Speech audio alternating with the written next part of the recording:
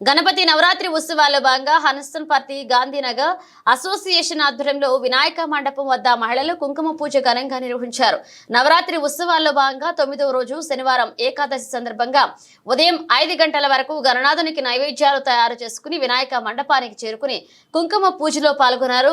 స్థానిక పురోహితులు రమేష్ శర్మ సమక్షంలో వినాయకుడి మండపంలో మహిళలు గౌరీదేవికి కుంకుమార్చన పూజలు ఘనంగా నిర్వహించారు.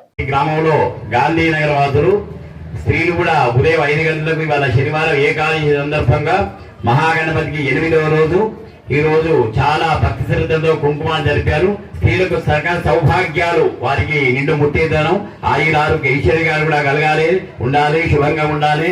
నా యొక్క గ్రామం, నా ఊరు, నా భర్త, నా పిల్లలందరూ క్షేమంగా ఉండాలని భక్తి శ్రద్ధతో కుంకుమార్చన జరిపించారు. ఆ యొక్క కుంకుమార్చన ప్రత్యేక ఏంటంటే సర్వ సౌభాగ్యాలు ఆ గౌరీమాత ఏ విధంగా సకల సంతోషాలతో కూడా సౌభాగ్యాలు ఉంటుందో మా అందరికి కూడా గౌరీమాత కరుణా కటాక్ష కలగాలి, అన్నిటికీ కూడా శుభం జరిగేటట్టు ఆ విఘ్నేశ్వర పూజ కూడా చేసి విఘ్నేశ్వర అనుగ్రహంతో గౌరీమాత కరుణా కటాక్షరాలు కలిగి గౌరీమాతగా మనం కూడా సకల సౌభాగ్యాలు శుభంగలిగా ఉండాలని చెప్పి నిత్య సుమంగలిగా ఉండాలని చెప్పి అమ్మవారిని ఆశీర్వదిస్తూ అమ్మవారిని కూడా నమస్కరిస్తూ అమ్మవారి కరుణా కటాక్ష వీక్షణప్పుడు మనపై ఉండాలని చెప్పి భక్తి శ్రద్ధలతో ఈ రోజు కుంకుమార్చన పూజ జరిపించడం జరిగింది.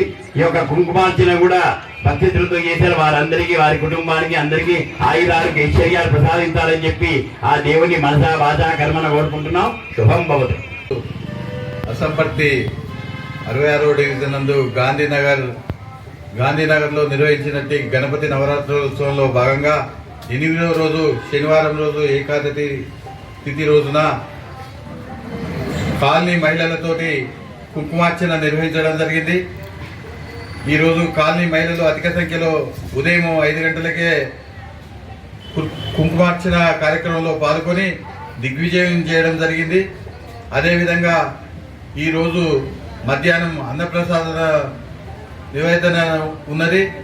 మరియు సాయంత్రం 6 గంటలకు అల్పాహారం కూడా